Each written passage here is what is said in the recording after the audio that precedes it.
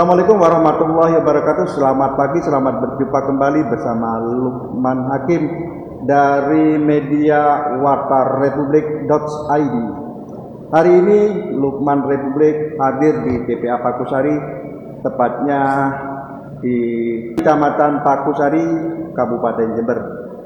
Nah, kali ini Lukman Republik akan mewawancari dengan pengelola TPA Pakusari, yaitu Bapak RM Masbud, terkait dengan TPA Pakusari sebagai tempat wisata edukasi sampah. Nah, karena saya melihat tadi Pak di depan ada tulisannya wisata edukasi sampah begitu ya. Dan saya melihat tadi Pak ya, banyaknya siswa pelajar baik dari SD, SMP, dan yang terakhir tadi yang waktu di Magot itu ada SMK analis kesehatan, dan barusan siswa-siswa SD juga ada mahasiswa UNED. Nah, dengan ramainya para pelajar kalangan terdidik datang ke TPA ini kan, saya menganggap TPA ini sudah berhasil untuk menciptakan TPA ini sebagai wisata edukasi sampah. Iya, memang. Bagaimana kesan-kesan Bapak ini dengan ramainya ini? Saya mengucapkan syukur alhamdulillah, karena selama ini TPA dianggap tempat yang menjijikkan, karena seluruh sampah dari 17 kecamatan yang ada di Kabupaten Jember itu buangnya di sini. Wah, 17 Pak ya? Iya, dan luasnya hanya 6,8, dan kebetulan TPA kita sudah overload. Namun tujuan kami sebenarnya agar masyarakat, terutama kalangan pendidik dan anak-anak pendidikan sejak dini itu sudah mengenal bahwasanya membuang sampah itu sama dengan memindah masalah. Kalau tidak dikelola dari hulu, sampah akan jadi bencana. Tinggal nunggu bencana akan muncul karena sampah nanti di Kabupaten Jember. Makanya kami branding sedemikian rupa TPA ini agar masyarakat itu mau belajar, mau berkarya, dan juga mau mengurangi membuang sampah. Sehingga monggo masyarakat untuk datang dan belajar bersama agar Jember tercipta menjadi Jember yang bersih. Karena kami Jember bersih makin keren katanya. Dari hal menjijikkan, mudah-mudahan nanti setelah paham menjadi hal yang menjanjikan.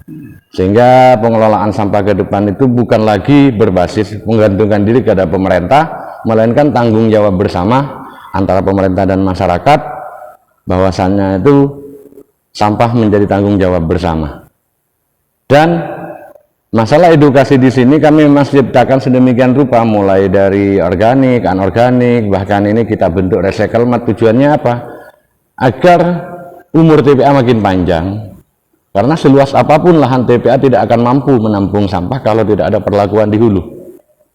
TPA ini hanya perlakuan hilir, diproses sedemikian rupa. Yang organik kita jadikan magot, juga kompos. Yang anorganik kita kerjasama dengan BSI, Bank Sampah Induk, juga Bank Sampah serta para pengepul, agar jumlah timbunan sampah di TPA itu makin berkurang. Bagi masyarakat, terutama pelajar dan mahasiswa, itu karena itu memang sasaran dari kami agar mereka mau mengenal sejak dini. Bahkan program-program yang kami usulkan kemarin itu agar ada seperti pesantren itu membuka sedekah sampah, dan nanti ada tim khusus yang kami bentuk untuk menyalurkan sedekah-sedekah sampah dari masyarakat, dari pesantren, dikembalikan lagi ke pesantrennya atau dikembalikan lagi ke yatim piatu, sehingga tidak harus kaya kita bersedekah dengan sampah, juga bisa bersedekah, bisa memberi manfaat terhadap sesama, juga bisa memberi manfaat terhadap lingkungan. Sebaik-baik manusia adalah yang bisa memberi manfaat terhadap sesama. Nah, tadi ada kalimat pengelolaan sampah dari hulu.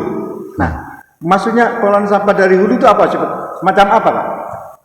Pengelolaan sampah dari hulu itulah proses dari sumber sampahnya.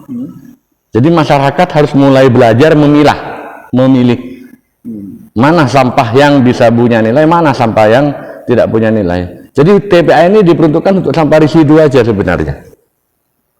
Jadi sampah-sampah yang masih punya nilai bisa mereka bekerja sama dengan ikut anggota Bank Sampah Induk atau Bank Sampah Unit, juga bisa disedekahkan. Untuk organiknya bisa berternak maggot secara mandiri di rumahnya, karena maggot itu selain mengurangi sampah organik juga bisa seluruh hasil dari kegiatan maggot itu bisa jadi rupiah, sehingga perekonomian berjalan dengan hanya mengelola sampahnya.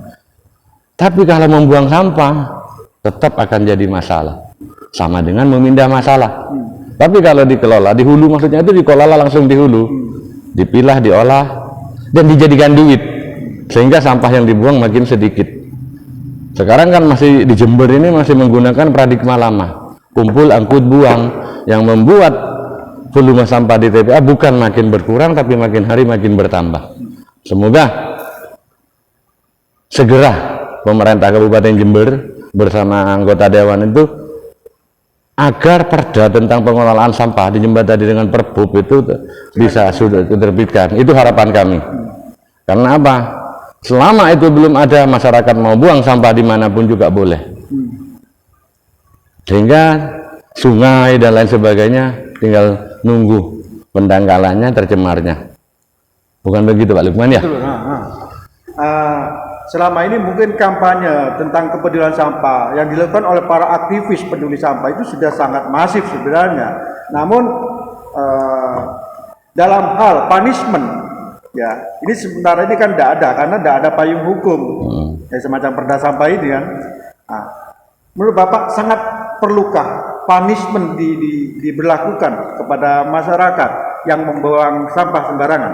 Ya, secara otomatis, karena di Perda atau di Undang-Undang Pengelolaan Sampah dan nomor 8 tahun 2008 itu jelas bahwasanya orang yang membuang sampah itu harus dapat punishment, dapat sanksi, sehingga tidak sembarangan membuang sampah. Begitu juga di peraturan pemerintah nomor 81 tahun 2013 tentang pengelolaan sampah rumah tangga dan sampah sejenis rumah tangga, itu tidak boleh buang sampah sembarangan. Sistem yang dikelola oleh pemerintah, sejak dari pemerintah pusat sampai ke pemerintah provinsi di tingkat 1, itu sudah jelas bahwasanya pengelola sampah dengan sistem 3R kan, reuse, reuse, recycle. Tujuannya apa? Agar bumi kita itu tidak tercemar hanya dengan sampah. Dan lagi pula saat ini di Jember belum ada, mudah-mudahan secepatnya para pengambil kebijakan bersama para penggiat lingkungan bisa mendorong agar terciptanya perda sampah. Makin cepat makin baik, sehingga kita bekerja itu punya dasar hukum juga. Yang kedua, masyarakat juga bisa diberi pengertian bahwasanya membuang sampah itu sama dengan memindah masalah. Dengan adanya overload yang Bapak menyebutkan tadi bahwasanya TPA Pakusari ini sudah overload dengan luasan hanya 6,8 hektar. Nah, apakah ini perlu adanya perluasan areal atau perlu adanya campur tangan teknologi yang masuk untuk pengelolaan sampah ini? Kedua-duanya. Kedua-duanya. Teknologinya juga perlu.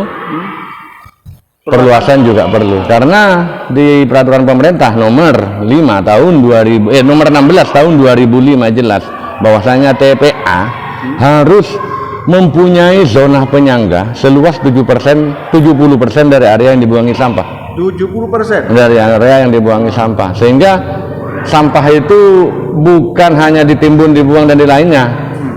Itu butuhnya teknologi. Kita perlu memining sampah yang menggunung ketinggiannya mencapai 14 meter dan sudah mendekat dengan area persawahan serta hunian, itu agar sampah yang sudah menggunung itu dimining, ditambang kembali dan dijadikan RDF. Itu teknologi yang kami punya ide, sehingga selain menjadikan energi terbarukan, sampah yang menggunung juga akan habis, dan pemerintah kabupaten itu bisa mendapatkan reward dengan cara menjual RDF tersebut bekerja sama dengan pihak ketiga, sama seperti di Gresik, sama dengan yang di Cilacap. Dia itu memproduksi sampah yang di TPA menjadikan briket, dijual atau bekerja sama dengan pabrik semen. Di Cilacap dengan Holisin, kalau yang di Gresik dengan semen Gresik dan Tuban itu. Terus Jember kan sudah punya pabrik semen juga yang namanya di Puger. Ya, Puger. Imasku. Kenapa tidak? Karena Imasku membutuhkan, tergantungan Imasku terhadap batu bara itu bisa mencapai 40 sampai 50 ton per hari. Kalau sampah kita mining, kita tambang kembali, kita jadikan RDF, itu akan memperpanjang umur TPA dan bisa mendapatkan hasil dari sampah yang menggunung itu. Itu mudah-mudahan program semacam ini terbaca oleh pengambil kebijakan di Jember, sehingga apa namanya, Jember bersih, hijau royo-royo, katanya Pak Bupati, Jember bersih makin keren kan gitu ya. Amin kan. Ya makluman gitu. Jadi antara teknologi dan perluasan memang butuh. Kalau kita menunggu teknologi kapan? Tinggal menunggu nanti TPA ini akan ditutup karena tidak muat lagi untuk membuang produksi sampah dari masyarakat sebanyak 190 ton per hari.